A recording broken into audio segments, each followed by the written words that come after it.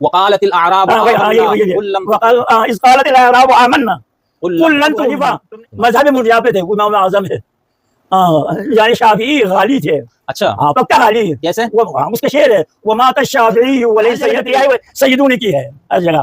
تو ان میں شافعی ابو حنیفہ امام مالک تینوں شریک ہیں. امام مالک بھی غالی تھے. امام مالک بھی غالی کے شاگرد ہیں نا. ابو حنیفہ امام صادق اور کس کی شاگرد ہے ہمارے پاس؟ اصول اربع میاں ہے 400 کتابیں. ہوئی کی جو علم رجال کی کتاب ہے 22 جلد کی پہلے جلد میں دیکھو یہ جو اصول کافی میں 16,000 حدیث جمع ہے جی. اس میں سے 9,000 کو مجلسی نے ضعیف قرار دیا ہے. سمجھ میں آیا؟